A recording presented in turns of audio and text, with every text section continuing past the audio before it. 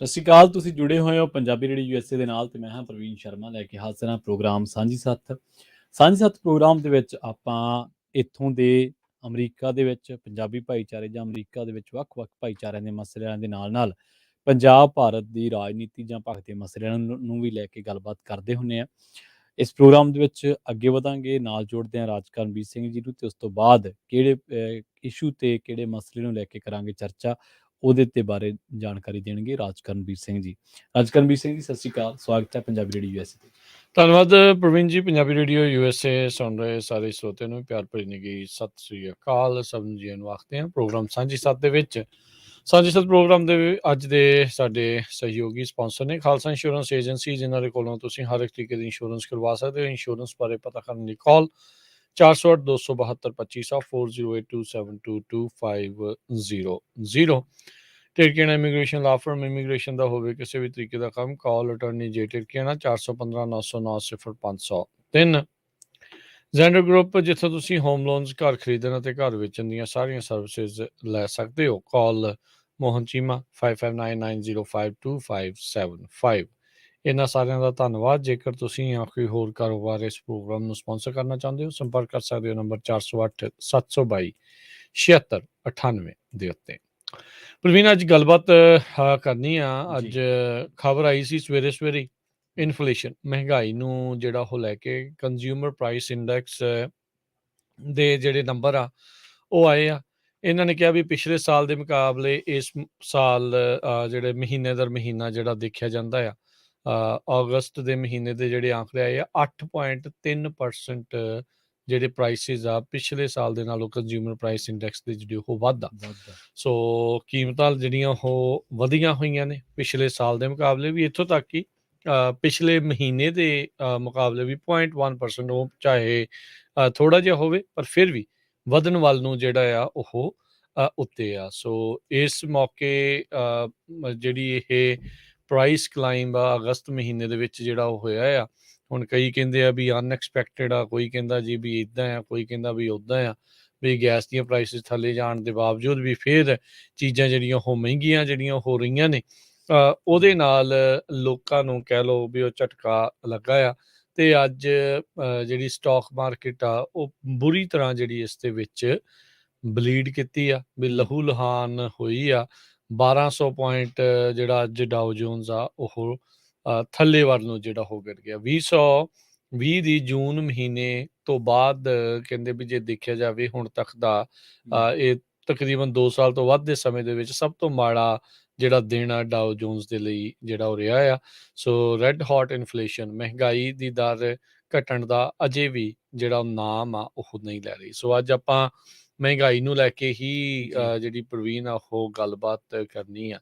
ਸਵਾਲ ਤੁਹਾਡੇ ਸਾਰਿਆਂ ਦੇ ਮੋਹਰੇ ਇਹੀ ਆ ਵੀ ਲਗਾਤਾਰ ਮਹਿੰਗਾਈ ਦੇ ਉੱਤੇ ਨਾ ਕਾਬੂ ਪਾਏ ਜਾਣ ਨੂੰ ਲੈ ਕੇ ਤੁਸੀਂ ਕਿਸ ਤਰੀਕੇ ਦੇ ਨਾਲ ਦੇਖ ਰਹੇ ਹੋ? ਸਰਕਾਰਾਂ ਦੀ ਕਾਰਜਕਾਰੀ ਤੁਹਾਨੂੰ ਕਿੱਦਾਂ ਦੀ ਇਸ ਬਾਬਤ ਜਿਹੜੀ ਉਹ ਲੱਗ ਰਹੀ ਆ?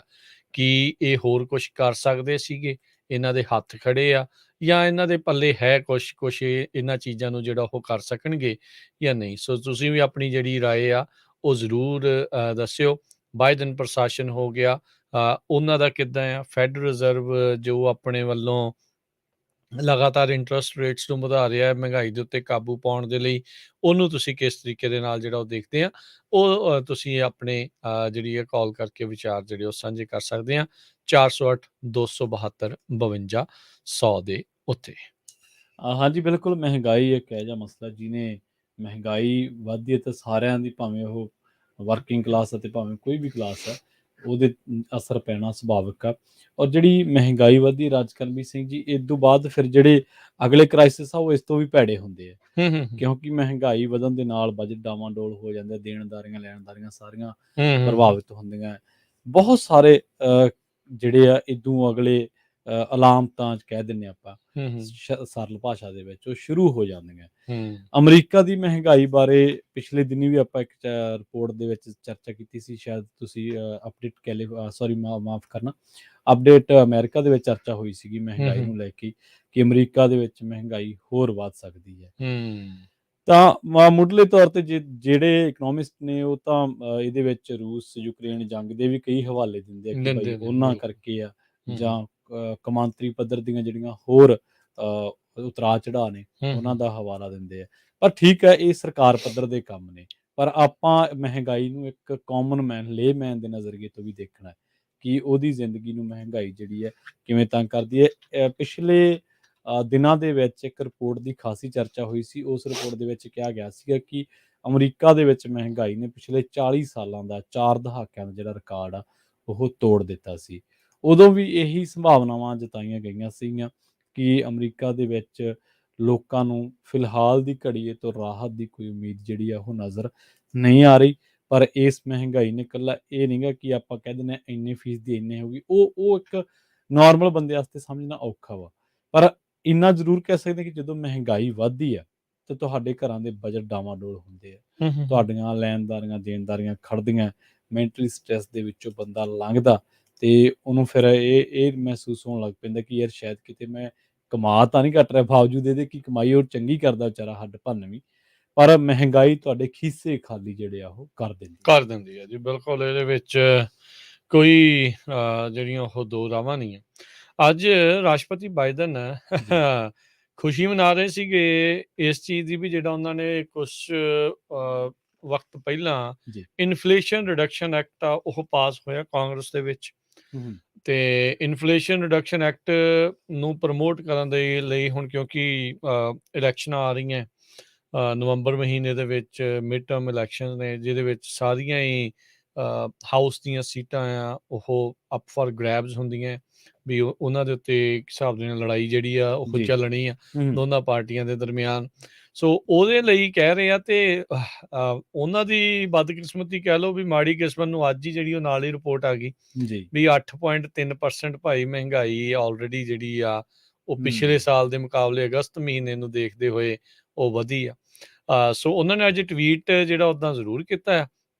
ਜੀ ਕਹਿੰਦੇ ਵੀ ਇਨਫਲੇਸ਼ਨ ਰਿਡਕਸ਼ਨ ਐਕਟ ਉਹ ਚੀਜ਼ ਆ ਜਿਹਦੇ ਵਿੱਚ ਇਹ ਦਿਖਦਾ ਵੀ ਸਰਕਾਰ ਲੋਕਾਂ ਲਈ ਕੰਮ ਕਰ ਰਹੀ ਆ ਤੇ ਅਸੀਂ ਜਿਹੜੇ ਪਾਵਰਫੁਲ ਸਪੈਸ਼ਲ ਇੰਟਰਸਟ ਗਰੁੱਪ ਆ ਉਹਨਾਂ ਨੂੰ ਅਸੀਂ ਦੱਸਦੇ ਹਾਂ ਵੀ ਤੁਹਾਡਾ ਜਿਹੜਾ ਆ ਉਹ ਕੰਮ ਨਹੀਂ ਇੱਥੇ ਚੱਲਣਾ, ਇਸ ਵਾਰੀ ਨਹੀਂ ਤੁਹਾਨੂੰ ਅਸੀਂ ਜਿਹੜਾ ਅੱਗੇ ਵਧਣ ਦੇਣਾ, ਜੀ ਇਸ ਸਾਲ ਨਹੀਂ ਤੇ ਇਸ ਵਾਰੀ ਤਾਂ ਬਿਲਕੁਲ ਹੀ ਜਿਹੜਾ ਉਹ ਨਹੀਂ।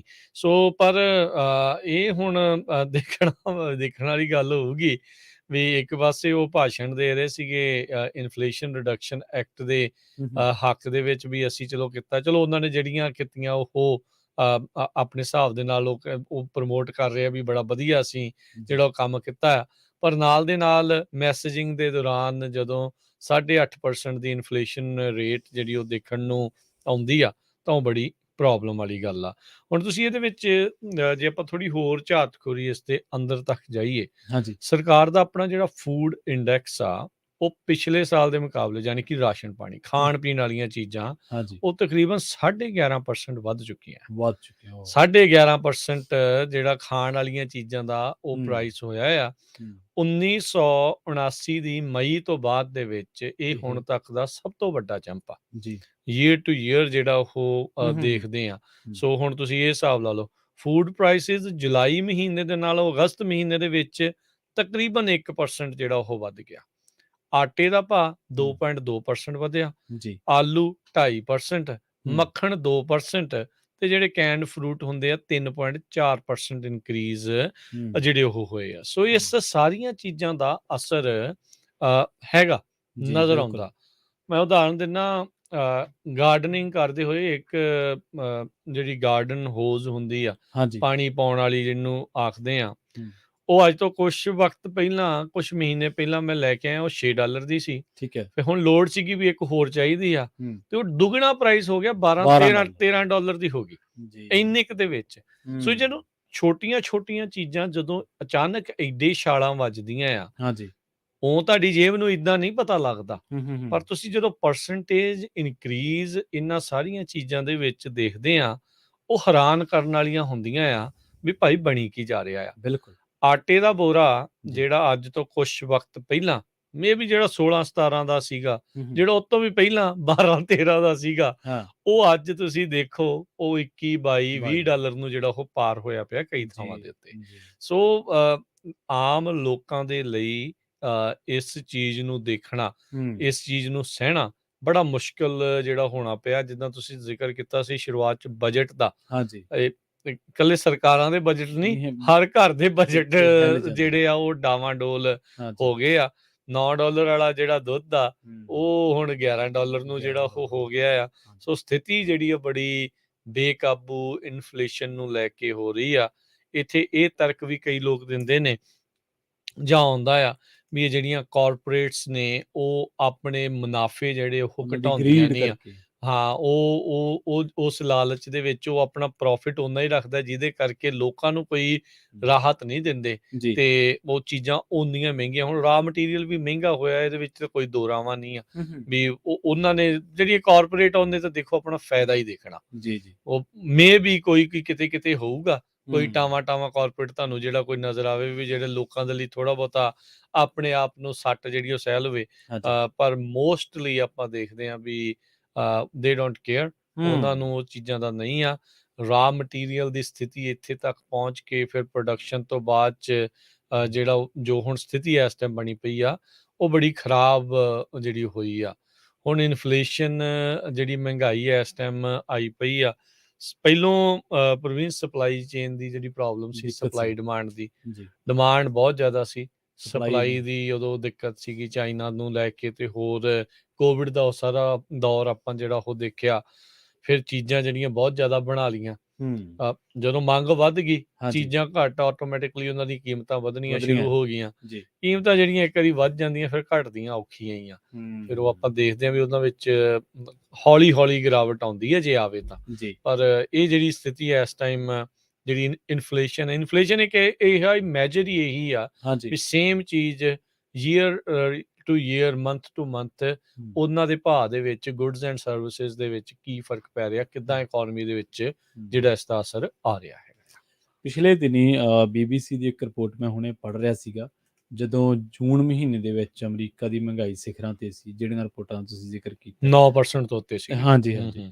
ਉਦੋਂ ਇੱਕ ਬਹੁਤ ਵੱਡੀ ਡਿਬੇਟ ਚੱਲੀ ਸੀ ਮਹਿੰਗਾਈ ਨੂੰ ਲੈ ਕੇ, ਤੇ ਉਹਨਾਂ ਟਾਈਮਾਂ ਦੇ ਵਿੱਚ ਸ਼੍ਰੀਲੰਕਾ ਕ੍ਰਾਈਸਿਸ ਵੀ ਮਤਲਬ ਪੈਦਾ ਹੋ ਰਿਹਾ ਸੀ, ਹੌਲੀ ਜਵਾਨ ਹੋ ਰਿਹਾ ਸੀ। ਜੂਨ ਦੇ ਮਹੀਨੇ ਆਪਾਂ ਦੇਖਿਆ ਉੱਥੋਂ ਦੇ ਹਾਲਾਤ, ਆਰਥਿਕ ਤੇ ਸਿਆਸੀ ਹਾਲਾਤ ਬਹੁਤ ਮਾੜੇ ਹੋ ਗਏ ਸੀ।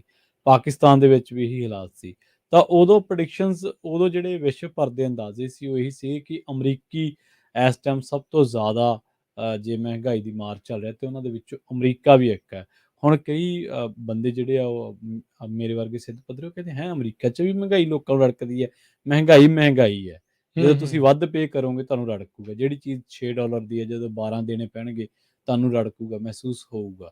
ਸੋ ਇਹਦੇ ਨਾਲ ਇੱਕ ਬੁਰਾ ਅਸਰ ਜਿਹੜਾ ਉਹ ਜਿਵੇਂ ਬਜਟ ਦਾ ਜ਼ਿਕਰ ਕਰਕੇ ਹਟਿਆ ਉਹ ਤਾਂ ਹੈ ਹੀ ਹੈ।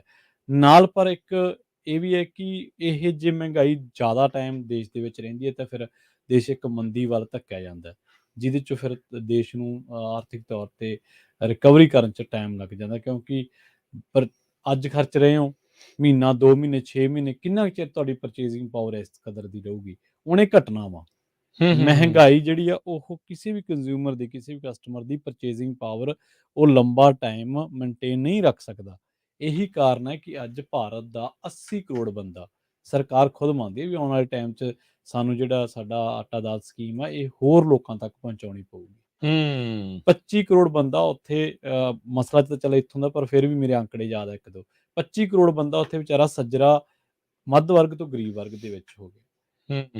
ਇਹੀ ਰੀਜ਼ਨ ਆ। ਇਹ ਮਹਿੰਗਾਈ ਜੇ ਇੱਥੇ ਰਹੀ, ਆਪਾਂ ਇਹ ਨਾ ਸੋਚੀਏ ਕਿ ਸ਼ਾਇਦ ਇਹ ਕੁਛ ਵਕਤੀ ਚੀਜ਼ਾਂ ਨੇ ਜਾਂ ਇਹ ਕੋਈ ਫਰਕ ਨਹੀਂ ਪੈਂਦਾ। ਕਈ ਬੰਦਿਆਂ ਨੂੰ ਲੱਗਦਾ ਹੁੰਦਾ ਨਾ ਕਿ ਅਸੀਂ ਤਾਂ ਇੰਨਾ ਕਮਾ ਰਹੇ ਹਾਂ, ਸਾਡੇ ਤੇ ਕੀ ਅਸਰ?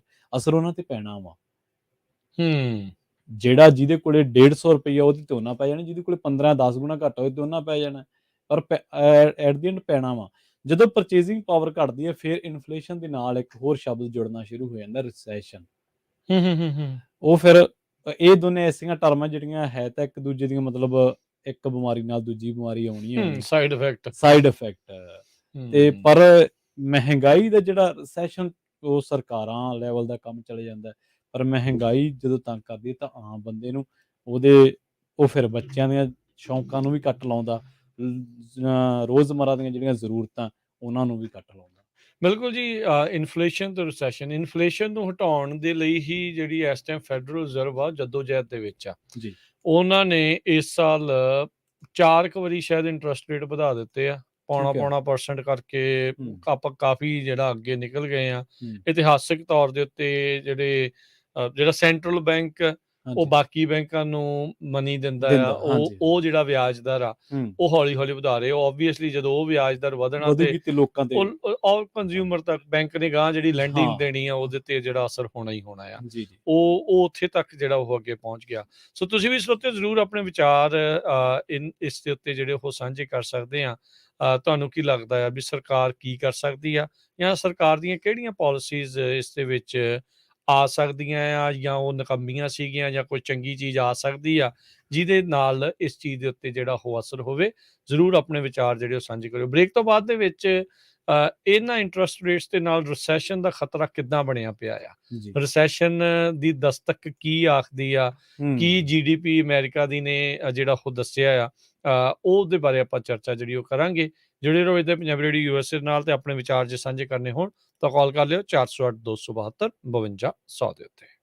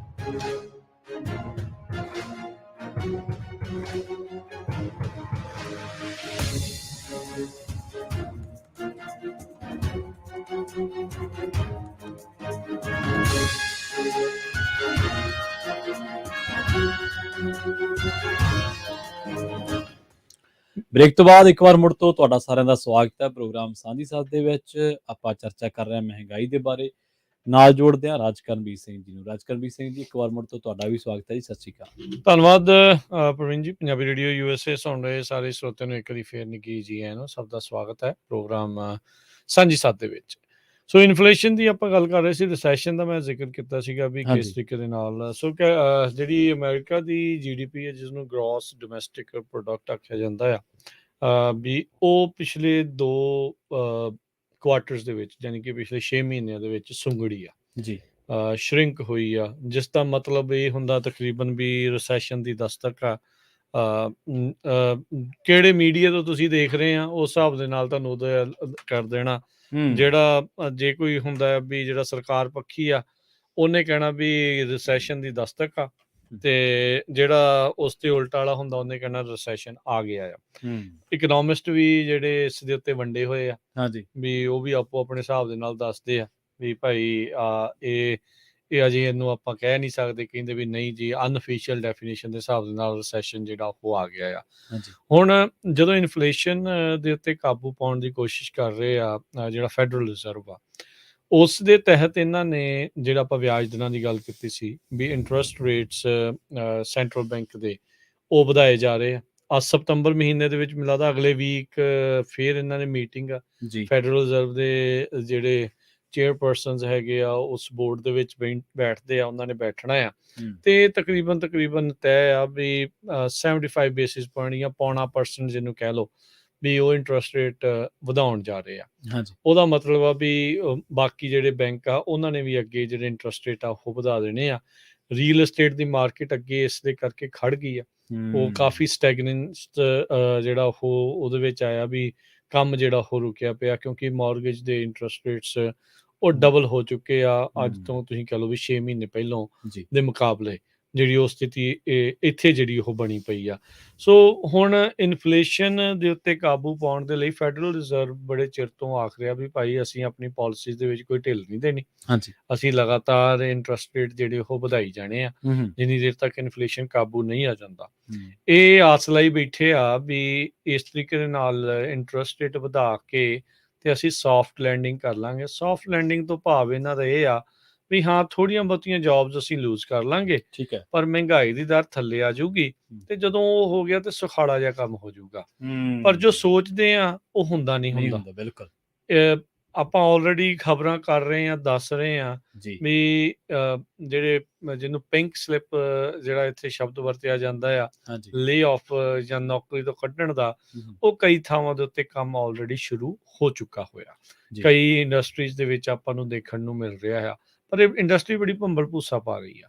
ਬੀਤੇ ਹਫ਼ਤੇ ਦੇ ਵਿੱਚ ਜਿਹੜੀ ਰਿਪੋਰਟ ਆਈ ਸੀ ਅਨਇੰਪਲੋਇਮੈਂਟ ਨੂੰ ਲੈ ਕੇ, ਤੇ ਨਵੇਂ ਆંકੜੇ ਜਿਹੜੇ ਆਏ ਸੀਗੇ ਮਹੀਨੇ ਦੇ ਵਿੱਚ ਕਿੰਨੀਆਂ ਜੌਬਸ ਐਡ ਹੋਈਆਂ, 3 ਲੱਖ ਤੋਂ ਵੱਧ ਨਵੀਆਂ ਜੌਬਸ ਜਿਹੜੀਆਂ ਉਹ ਐਡ ਦੱਸੀਆਂ ਗਈਆਂ। ਸੋ ਇਹਦੇ ਕਰਕੇ ਆਮ ਲੋਕਾਂ ਨੂੰ ਇਹ ਮਹਿੰਗਾਈ, ਰਿਸੈਸ਼ਨ ਤੇ ਸਾਰੀ ਚੀਜ਼ ਨੂੰ ਸਮਝਣ ਦੇ ਵਿੱਚ ਬੜੀ ਜਿਹੜੀ ਉਹ ਪ੍ਰੋਬਲਮ ਆ ਰਹੀ ਹੈਗੀ ਆ। ਪਰ ਇਹ ਆ ਵੀ ਮਾਹੌਲ ਇਦਾਂ ਦਾ ਹੈ, ਜਦੋਂ ਕੋਈ ਵੀ ਚੀਜ਼ ਕਲੀਅਰ ਨਾ ਹੋਵੇ, ਇਹਦਾ ਮਤਲਬ ਕੁਛ ਧੂੰਆਂ ਹੀ ਆ। ਧੂੰਆਂ ਉੱਥੇ ਹੀ ਹਾਂ, ਜਦੋਂ ਅਸਪਸ਼ਟਤਾ ਆ ਤੇ ਉਹ ਧੂੰਆਂ ਆ ਕਿਤੇ, ਤੇ ਫੌਗ ਆ ਜਿਹਨੂੰ ਕਹ ਲਓ ਵੀ ਧੁੰਦ ਛਾਈ ਪਈ ਆ, ਮੋਹਰੇ ਪਤਾ ਨਹੀਂ ਕੀ ਆ, ਤੇ ਇਹ ਮੰਨ ਕੇ ਚੱਲਿਆ ਜਾਣਾ ਚਾਹੀਦਾ ਹੁੰਦਾ ਵੀ ਭਾਈ ਖਤਰਾ ਆ। ਬਿਲਕੁਲ ਵੀ ਉਦੋਂ ਸਾਵਧਾਨੀ ਹਟੀ ਤੇ ਦੁਰਘਟਨਾ ਘਟੀ, ਉਹ ਫਿਰ ਉਹ ਇਦਾਂ ਹੋ ਜਾਂਦਾ ਆ, ਨਹੀਂ ਤਾਂ ਫਿਰ। ਸੋ ਅਜਿਹੀਆਂ ਗੱਲਾਂ ਕਰਨ ਦਾ ਮਕਸਦ ਇਹੀ ਹੁੰਦਾ ਆ ਵੀ ਤੁਸੀਂ ਭਾਈ ਸਤਰਕ ਰਹਿ ਕੇ ਜਿਹੜਾ ਉਹ ਕੰਮ ਕਰੋ। ਜਿਹੜਾ ਵੀ ਕੋਈ ਫੈਸਲਾ ਤੁਸੀਂ ਲੈਣਾ ਆ, ਉਹ ਸੋਚ ਸਮਝ ਕੇ, ਇੱਕ ਵਾਰੀ ਸੋਚਣ ਦੀ ਬਜਾਏ 2-3 ਵਾਰੀ ਸੋਚ ਕੇ ਜਿਹੜਾ ਉਸ ਚੀਜ਼ ਦੇ ਉੱਤੇ ਫੈਸਲਾ ਲਓ।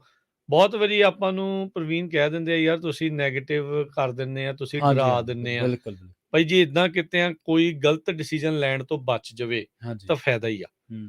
ਰੀਸੈਂਟਲੀ ਸਾਨੂੰ ਇੱਕ ਆਪਣੇ ਜਿਹੜੇ ਸਰੋਤੇ ਆ ਉਹ ਮਿਲੇ, ਉਹ ਟਰੱਕਿੰਗ ਦੇ ਨਾਲ ਜੁੜੇ ਹੋਏ ਆ। ਟਰੱਕਿੰਗ ਦੇ ਜਦੋਂ ਆਪਾਂ ਨੂੰ ਪਤਾ ਆ ਵੀ ਮਹੀਨਾ ਪਹਿਲੋਂ ਦੀਆਂ ਹੀ ਗੱਲਾਂ ਆ, ਹਾਂਜੀ, ਹਾਂਜੀ। ਪ੍ਰਾਈਸਿਸ ਜਿਹੜੀਆਂ ਅਸਮਾਨ ਜਿਹੜੀਆਂ ਉਹ ਛੂਹੀਆਂ ਸੀ, ਅਸਮਾਨ ਨੂੰ ਪਾੜ ਕੇ ਲੰਘੀਆਂ ਸੀ। ਹੂੰ। ਪੌਣੇ 3 ਲੱਖ ਦਾ ਟਰੱਕ ਹੋਇਆ ਪਿਆ ਸੀਗਾ। ਕਹਿੰਦਾ ਵੀ ਅਸੀਂ ਤੁਹਾਡਾ ਪ੍ਰੋਗਰਾਮ ਸੁਣਿਆ, ਹਾਂਜੀ। ਥੋੜਾ ਜਿਹਾ ਇੰਤਜ਼ਾਰ ਕਰ ਲਿਆ ਜੀ।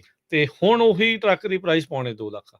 ਦੇਖੋ ਜੀ, ਸੋ ਲੱਖ ਲੱਖ ਡਾਲਰ ਦਾ ਡਾਲਰ ਕਿੰਨਾ ਕਮਾਉਣਾ ਔਖਾ ਹੋਊਗਾ, ਕਿੰਨਾ ਜ਼ੋਰ ਲੱਗਦਾ ਆ, ਕਿੰਨਾ ਜ਼ੋਰ ਲੱਗਦਾ। ਕਿੰਨਾ ਜ਼ੋਰ ਲੱਗਦਾ ਲੱਖ ਹਾਂਜੀ। ਡਾਲਰ, ਤੇ ਉਹ ਪਹਿਲੋਂ ਐਕਸਟਰਾ ਦੇਣਾ, ਫਿਰ ਉਹ ਦੇਈ ਜਾਣਾ ਕਿੰਨਾ ਕਿੰਨਾ ਚਿਰ। ਚਿਰ ਦਾ ਹੀ ਆ। ਤੇ ਉਹ ਜੇ ਕਿਸੇ ਦਾ ਇਸ ਤਰੀਕੇ ਦੇ ਨਾਲ ਕੋਈ ਬੰਦਾ ਫੈਸਲਾ ਲੈ ਲਵੇ ਤਾਂ ਬਚਾਅ ਹੋ ਜਾਂਦਾ। ਹੁਣ ਮੰਨ ਲਓ ਨਾ ਲੈਂਦਾ ਬੰਦਾ, ਭਾਈ ਉਦਾਹਰਣ ਲੈ ਲੈਂਦੇ ਆ ਜੀ, ਜੀ। ਵੀ ਉਹ ਨਾ ਲੈਂਦਾ, ਪੌਣੇ 3 ਲੱਖ ਦਾ ਉਹਨੇ ਟਰੱਕ ਲੈ ਲਿਆ ਹੁੰਦਾ। ਇਨਫਲੇਸ਼ਨ ਦੀ ਮਾਰ ਦੇ ਵਿੱਚ ਹੁਣ ਆਪਾਂ ਆ ਗਏ ਆ, ਹੂੰ। ਡੀਜ਼ਲ ਦੇ ਪ੍ਰਾਈਸ, ਗੈਸ ਦੇ ਪ੍ਰਾਈਸ ਫਿਰ ਉਹੀ ਘੱਟ ਭਾਅ ਤੇ ਘੱਟ ਭਾਅ ਤੇ ਚਲਾਉਣਾ, ਹਾਂ। ਆਪਣੇ ਕੋਲੋਂ ਲਾ ਕੇ ਜਿਹੜਾ ਉਹ ਚਲਾਉਣਾ, ਉਹ ਫਿਰ ਸਿਹਤ ਦੇ ਉੱਤੇ ਅਸਰ ਵੀ ਆ ਜਾਂਦਾ। ਪੂਰਾ ਪੈਂਦਾ। ਇਨਫਲੇਸ਼ਨ ਜਿਹੜਾ ਕੱਲਾ ਤੁਹਾਡੀ ਜੇਬ ਤੇ ਹੀ ਅਸਰ ਨਹੀਂ ਪਾਉਂਦੀ, ਉਹ ਜੀ। ਤੁਹਾਡੀ ਸਿਹਤ ਤੇ, ਬਿਲਕੁਲ। ਤੁਹਾਡੇ ਪਰਿਵਾਰਕ ਇੱਥੋਂ ਤੱਕ ਕਿ ਰਿਸ਼ਤਿਆਂ ਤੇ ਵੀ ਅਸਰ ਪਾ ਜਾਂਦੀ। ਬਿਲਕੁਲ।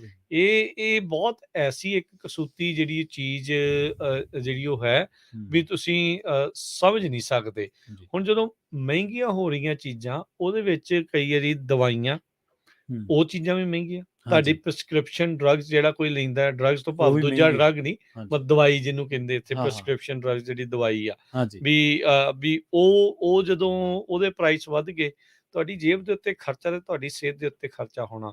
ਕੁਛ ਮਹੀਨੇ ਪਹਿਲਾਂ ਇੱਕ ਖਬਰ ਆਈ ਸੀ, ਇੱਕ ਬੰਦਾ ਸ਼ੂਗਰ ਦਾ ਮਰੀਜ਼ ਸੀਗਾ ਜੀ। ਨੌਜਵਾਨ ਹੀ ਮੁੰਡਾ ਸੀਗਾ, 26-27 ਸਾਲ ਦਾ ਸੀਗਾ, ਪਰ ਕਿਉਂਕਿ ਜਿਹੜਾ ਟੀਕਾ ਲਾਉਣਾ ਹੁੰਦਾ ਆ ਸ਼ੂਗਰ ਤੋਂ ਬਚਣ, ਡਾਇਬਟਿਕ ਨੂੰ, ਹਾਂਜੀ। ਉਹ ਇੰਨਾ ਕੁ ਮਹਿੰਗਾ ਹੋ ਗਿਆ, ਉਸਨੇ ਆਪਣਾ ਟੀਕਾ ਲਾਉਣ ਨੂੰ ਰੈਸ਼ਨਿੰਗ ਸ਼ੁਰੂ ਕਰਤੀ। ਚੱਲ ਮੈਂ ਅੱਜ ਘੱਟ ਲਾ ਲੈਣਾ, ਜਾਂ ਇੱਕ ਦਿਨ ਮੈਂ ਸਕਿਪ ਕਰ ਲੈਣਾ। ਹਾਂਜੀ। ਉਹ ਕਰਦੇ ਕਰਦੇ ਉਹ ਵਿਚਾਰਾ, ਕਿਉਂਕਿ ਉਹ ਮਹਿੰਗਾ ਇੰਨਾ ਕੁ ਜ਼ਿਆਦਾ ਸੀ, ਉਹ ਲੈ ਨਹੀਂ ਸੀ ਸਕਦਾ, ਐਵਰੀ ਟਾਈਮ ਉਹ ਅਫੋਰਡ ਨਹੀਂ ਸੀ ਕਰ ਪਾ ਰਿਹਾ, ਤੇ ਉਹ ਵਿਚਾਰੇ ਦੀ ਮੌਤ ਹੋ ਗਈ। ਓ ਮਤਲਬ ਏਦਾਂ ਕਈ ਵਾਰੀ ਸਿਹਤ ਦੇ ਉੱਤੇ ਖਰਚਾ ਬਚ ਜਾਵੇ, ਖਰਚਾ ਬਚ ਜਾਵੇ, ਬੰਦਾ ਜੀ। ਕਹਿੰਦਾ ਵੀ ਚੱਲ ਮੈਂ ਹਾਂਜੀ। ਸਹਾਰ ਲੈਣਾ ਆ ਜਾਂ ਕੁਛ ਕਰ ਲੈਣਾ ਆ, ਵੀ ਦਵਾਈ ਅੱਜ ਘੱਟ ਖਾ ਲੈਂਦੇ ਆ ਜਾਂ ਕੁਛ ਏਦਾਂ ਕਰ ਲੈਂਦੇ ਆ, ਹਾਂਜੀ। ਤੇ ਉਹਦਾ ਅਸਰ ਇਸ ਤਰੀਕੇ ਦੇ ਨਾਲ ਵੀ ਜਿਹੜਾ ਕਈ ਵਾਰੀ ਜਾਨਲੇਵਾ ਤੱਕ ਵੀ ਸਾਬਤ ਹੋ ਜਾਂਦਾ ਆ। ਤੁਹਾਡੇ ਮਨ ਦੇ ਉੱਤੇ ਸਟ੍ਰੈਸ ਕਿੰਨਾ ਆ ਜਾਂਦਾ ਆ। ਜੀ, ਜੀ। ਸਟ੍ਰੈਸ ਦੇ ਵਿੱਚ ਤੁਸੀਂ ਕੋਈ ਪੁੱਠਾ ਸਿੱਧਾ ਕੰਮ ਜਿਹੜਾ ਉਹ ਕਰ ਦੋ, ਹੂੰ। ਕਿਸੇ ਨਾਲ ਲੜ ਪਓ, ਬੰਦਾ ਓਦਾਂ ਹੀ ਗੁੱਸੇ ਦੇ ਵਿੱਚ ਰਹਿੰਦਾ, ਤੱਤਾ ਰਹਿੰਦਾ, ਬਿਲਕੁਲ। ਤੇ ਉਹ ਚੀਜ਼ਾਂ ਜਿਹੜੀਆਂ ਨੈਗੇਟਿਵਲੀ ਬਹੁਤ ਜ਼ਿਆਦਾ ਇੰਪੈਕਟ ਤੁਹਾਡੇ ਉੱਤੇ ਕਰਦੀਆਂ ਆ।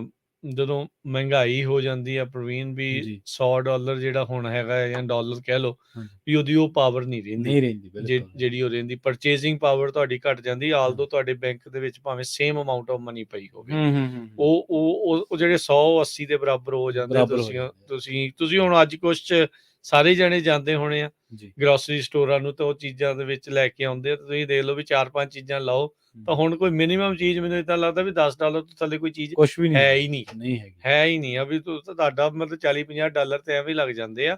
ਅੱਗੇ ਪਹਿਲੇ ਜਦੋਂ ਚਲੋ ਜ਼ਿਆਦਾ ਪੁਰਾਣਾ ਵੀ ਨਾ ਜਾਈਏ, ਥੋੜਾ ਜਿਹਾ ਪਿੱਛੇ ਵੀ ਜਾਈਏ, ਤਾਂ ਉਹਦੇ ਵਿੱਚ ਵੀ ਹੁਣ ਚੀਜ਼ਾਂ ਦਾ ਬਹੁਤ ਫਰਕ ਜਿਹੜਾ ਹੋ ਗਿਆ। ਵੈਲਿਊ ਜਿਹੜੀ ਕਰੰਸੀ ਦੀ, ਡਾਲਰ ਦੀ ਵੈਲਿਊ ਘਟ ਜਾਂਦੀ ਆ, ਤੁਹਾਡੀ ਪਰਚੇਜ਼ਿੰਗ ਪਾਵਰ ਘਟ ਜਾਂਦੀ ਆ, ਇੰਟਰਸਟ ਰੇਟ ਜਿਹੜੇ ਉਹ ਵੱਧ ਜਾਂਦੇ ਆ, ਇਕਨੋਮਿਕ ਇਨਇਕੁਐਲਿਟੀ ਵੀ ਕਹਿੰਦੇ ਇਸ ਦੇ ਨਾਲ ਵੱਧ ਜਾਂਦੀ ਆ। ਉਹ ਇਸ ਤਰੀਕੇ ਦੇ ਨਾਲ ਪ੍ਰਵੀਨ ਜਿਹੜਾ ਤਾਂ ਆਲਰੇਡੀ ਠੀਕ ਆ, ਜਿਹੜਾ ਸਰਦਾ ਸਮਰੱਥ ਆ, ਬਿਲਕੁਲ, ਜੇ ਉਹਦੇ ਲਈ ਥੋੜੀਆਂ ਚੀਜ਼ਾਂ ਮਹਿੰਗੀਆਂ ਵੀ ਹੋ ਗਈਆਂ, ਉਹਨੂੰ ਇੰਨਾ ਨਹੀਂ ਫਰਕ ਨਹੀਂ ਪੈਣਾ। ਹਾਂਜੀ। ਪਰ ਜਿਹੜਾ ਪਹਿਲੋਂ ਹੀ ਉਹ ਬਾਰਡਰ ਲਾਈਨ ਦੇ ਉੱਤੇ ਆ, ਉਹ ਮਿੱਤਿਆ ਜਾਣਾ, ਤੇ ਉਹ ਸਪਾਇਰਲ ਅਜਿਹਾ, ਫਿਰ ਉਹ ਫਿਰ ਪਾੜਾ ਵੱਜ ਜਾਂਦਾ। ਪਾੜਾ ਤੇ ਵੱਧਦਾ ਹੀ ਵੱਧਦਾ। ਉਹ ਬੰਦਾ ਇੰਨਾ ਕਿ ਜ਼ਿਆਦਾ ਅਸਮਰੱਥ ਹੋ ਜਾਂਦਾ ਹੋਰ ਚੀਜ਼ਾਂ ਦੇ ਲਈ, ਉਹਨੇ ਕਈ ਥਾਵਾਂ ਦੇ ਉੱਤੇ ਕੱਟ ਲਾਉਣੇ, ਤੇ ਉਹ ਕੱਟ ਕਰਦੇ ਕਰਦੇ ਬੰਦਾ ਜੇ ਕਿਤੇ ਰੱਬ ਨਾ ਕਰੇ ਗਰੀਬੀ ਦੇ, ਉਹ ਪਾਵਰਟੀ ਲਾਈਨ ਤੋਂ ਥੱਲੇ ਆ ਜਾਵੇ, ਫਿਰ ਉਹ ਤੋਂ ਉੱਪਰ ਫਿਰ ਨਾਮੁਮਕਿਨ ਜੀ ਜਿਹੜੀ ਉਹ ਬਣ ਜਾਂਦੀ ਹੈ ਸਥਿਤੀ। ਫਿਰ ਉਹ ਬੜੀ ਪ੍ਰੋਬਲਮ ਜਿਹੜੀ ਆਉਂਦੀ ਹੈ। ਇਸੇ ਲਈ ਆਪਣੇ ਤਾਂ ਸਿਆਣੇ ਕਹਿੰਦੇ ਹੁੰਦੇ ਆ ਸ਼ੁਰੂ ਤੋਂ ਹੀ ਵੀ ਭਾਈ ਸੇਵਿੰਗ ਕਰਕੇ ਜਿਹੜਾ ਉਹ ਰੱਖਿਆ ਕਰੋ, ਬਚਾ ਕੇ ਜਿਹੜਾ ਉਹ ਰੱਖਿਆ ਕਰੋ। ਹੱਸਣਾ ਖੇਡਣਾ ਤੇ ਚਲੋ ਠੀਕ ਆ, ਅੱਜ ਦੀ ਬਚਤ ਕੱਲ ਦੀ ਮੁਸਕਾਨ। ਹਾਂ, ਏਦਾਂ ਦੇ ਡਾਇਲੋਗ ਜਿਹੜੇ ਬਹੁਤ ਆਪਾਂ ਸੁਣਦੇ ਆ। ਸੋ ਕਾਸਟ ਆਫ ਲਿਵਿੰਗ ਤੁਹਾਡਾ ਵੱਧ ਜਾਂਦਾ ਹੈ। ਹਰ ਇੱਕ ਚੀਜ਼ ਜਿਹੜੀ ਆ ਤੁਸੀਂ ਖਰੀਦਣੀ ਕਰਨੀ, ਉਹ ਬਹੁਤ ਮਹਿੰਗੀਆਂ ਹੋਣੀਆਂ। ਹੁਣ ਰੈਂਟ ਦੇਖ ਲਓ, ਪਿਛਲੇ ਈਅਰ ਟੂ ਈਅਰ ਦੇਖਿਆ ਜਾਵੇ ਤਾਂ ਕਹਿੰਦੇ 6% ਇੰਟਰਸਟ, 6% ਜਿਹੜੇ ਰੈਂਟ ਵਧੇ ਆ, ਇਹ ਐਵਰੇਜ ਆ, ਕਈ ਹਾਂਜੀ। ਥਾਵਾਂ ਤੇ ਤਾਂ ਬਹੁਤ ਜ਼ਿਆਦਾ ਵਧੇ ਨੇ। ਜਿਹੜੇ ਸ਼ਹਿਰ 'ਚ ਅਸੀਂ ਆਪਾਂ ਫਰੈਜ਼ਨੋ ਦੇ ਵਿੱਚ ਆ, ਇੱਥੇ ਡਬਲ ਡਿਜਿਟ ਇਨਕਰੀਜ਼ ਹੋਇਆ ਆ ਅੱਛਾ। ਜਿਹੜੇ ਆ ਰੈਂਟਸ ਦੇ ਵਿੱਚ। ਹੂੰ। ਫੂਡ ਦਾ ਤੁਹਾਨੂੰ ਦੱਸਿਆ, ਗੈਸ ਹੂੰ। ਦਾ ਜਿਹੜਾ ਉਹ ਆਪਾਂ ਦੇਖ ਰਹੇ ਹਾਂ। ਸੋ ਇਸ ਇਨਫਲੇਸ਼ਨ ਦੇ ਚੱਲਦੇ ਕਾਫੀ ਜ਼ਿਆਦਾ ਮੁਸ਼ਕਿਲਾਂ ਦਾ ਸਾਹਮਣਾ ਪਰਿਵਾਰਾਂ ਨੂੰ ਇਸ ਟਾਈਮ ਜਿਹੜਾ ਉਹ ਝੱਲਣਾ ਪੈ ਰਿਹਾ ਹੈਗਾ। ਹਾਂਜੀ, ਬਿਲਕੁਲ ਇਹਦੇ ਵਿੱਚ ਇਹ ਆ, ਆਪਾਂ ਜਿਹੜਾ ਤੁਸੀਂ ਜ਼ਿਕਰ ਕੀਤਾ ਸੀ ਨਾ ਕਿ ਲੇ-ਆਫ ਹੋ ਜਾਂਦੇ ਆ। ਅਸਲ ਦੇ ਵਿੱਚ ਜਦੋਂ ਮਹਿੰਗਾਈ ਆ ਗਈ ਤੇ ਉਹਦੇ ਨਾਲ ਕੀ ਹੁੰਦਾ ਕਿ ਲੋਕ ਖਰੀਦਣ ਘੱਟ ਲੱਗ ਪੈਂਦੇ ਆ। ਤੁਹਾਡੀ ਜੀਡੀਪੀ ਤੇ ਅਸਰ ਪੈਣਾ ਸ਼ੁਰੂ ਹੋ ਜਾਂਦਾ। ਜੀਡੀਪੀ ਘਟੀ ਤੇ ਤੁਹਾਡੀ ਲੇ-ਆਫ ਸ਼ੁਰੂ ਹੋ ਗਈਆਂ। ਲੇ-ਆਫ ਸ਼ੁਰੂ ਹੋ ਗਈਆਂ, ਇੱਕ ਤਾਂ ਪਹਿਲਾਂ ਚੀਜ਼ਾਂ ਮਹਿੰਗੀਆਂ ਮਿਲ ਰਹੀਆਂ, ਉਲਟਾ ਤੁਹਾਡੀ ਨੌਕਰੀ ਚਲੀ ਗਈ, ਤੁਹਾਨੂੰ ਕੰਪਰੋਮਾਈਜ਼ ਕਰਨਾ ਪੈ ਰਿਹਾ। ਮੰਨ ਲਓ ਤੁਸੀਂ ਕਰ ਰਹੇ ਸੀ ਚੰਗੀ ਅਮਾਊਂਟ ਤੇ ਨੌਕਰੀ, ਤਾਂ ਹੋ ਸਕਦਾ ਤੁਹਾਨੂੰ ਮਾੜੀ ਅਮਾਊਂਟ ਤੇ ਕਰਨੀ ਪਵੇ। ਉਹ ਇਹੀ ਚੀਜ਼ਾਂ ਦੇ ਵਿੱਚੋਂ ਜਨਮ ਆਉਂਦਾ। ਫਿਰ ਉਹ ਜਿਹੜੀ ਉਸ ਤੋਂ ਬਾਅਦ ਸਰਕਾਰਾਂ ਨੂੰ ਕੁਛ ਨਾ ਕੁਛ ਇੰਜੈਕਟ ਕਰਨਾ ਪੈਂਦਾ ਮਾਰਕੀਟ ਦੇ ਵਿੱਚ, ਲੋਕਾਂ ਦੇ ਵਿੱਚ, ਲੋਕਾਂ ਦੀਆਂ ਜੇਬਾਂ 'ਚ ਕੁਛ ਨਾ ਕੁਛ ਪਾਉਣਾ ਪੈਂਦਾ।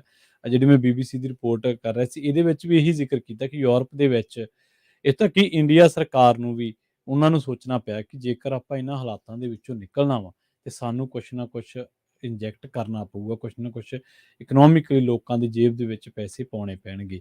ਪਰ ਇਹ ਜਿਹੜੀ ਸਟੇਜ ਆ ਲੇ-ਆਫ ਵਾਲੀ ਤੇ ਮਹਿੰਗਾਈ ਵਾਲੀ, ਪਰ ਜਿਹੜਾ ਇਕਨੋਮਿਕਲੀ ਇਨਇਕੁਐਲਿਟੀ ਆ, ਇਹ ਬਹੁਤ ਬੁਰਾ ਪ੍ਰਭਾਵ ਪਾਉਂਦੀ ਤੁਹਾਡੀ ਮੈਂਟਲ ਹੈਲਥ ਤੇ, ਬਹੁਤ ਜ਼ਿਆਦਾ। ਕਿਉਂਕਿ ਜਦੋਂ ਤੁਹਾਨੂੰ ਇਹ ਪਤਾ ਲੱਗਦਾ ਨਾ ਕਿ ਯਾਰ ਮੈਂ ਪਿਛਲੇ ਸਾਲ ਜਾਂ ਪਹਿਲਾਂ 4 ਮਹੀਨਿਆਂ ਤੇ ਮੇਰੀ ਇਕੋਨਮੀ, ਮੇਰੀ ਆਰਥਿਕਤਾ ਇਸ ਸਟੇਜ ਤੇ ਸੀ, ਮੈਂ ਇੱਥੇ ਇਹੋ ਜਿਹੀ ਜ਼ਿੰਦਗੀ ਜੀ ਰਿਹਾ ਸੀ, ਤਾਂ ਇੱਕ ਝੋਰਾ ਬਣ ਜਾਂਦਾ। ਤੁਹਾਡੀਆਂ ਨਿੱਤ ਦੀਆਂ ਲੋੜਾਂ ਨੂੰ ਪੂਰੀਆਂ ਕਰਨਾ ਇੱਕ ਬਹੁਤ ਵੱਡੀ ਜੱਦੋ-ਜਹਿਦ ਬਣ ਜਾਂਦੀ ਹੈ। 10,000 ਕਮਾ ਰਹੇ ਸੀ, ਮਸਾਂ ਪੂਰਾ ਆ ਰਿਹਾ ਸੀ, ਹੁਣ 4,000 5,000 'ਚ ਡੰਗਾ ਲਾਉਣਾ ਪੈ ਰਿਹਾ, ਟਾਈਮ ਟਪਾਉਣਾ ਪੈ ਰਿਹਾ। ਤੁਸੀਂ ਕਿਵੇਂ ਉੱਥੋਂ ਫਿਰ, ਜਿਵੇਂ ਤੁਸੀਂ ਜ਼ਿਕਰ ਕੀਤਾ, ਪਰਿਵਾਰਕ ਝਗੜੇ, ਉਸ ਤੋਂ ਬਾਅਦ ਸਟ੍ਰੈਸ, ਉਸ ਤੋਂ ਬਾਅਦ ਕਈ ਹੋਰ ਅਲਾਮਤਾਂ ਜਿਹੜੀਆਂ ਉਹ ਜਨਮ ਲੈ ਲੈਂਦੀਆਂ।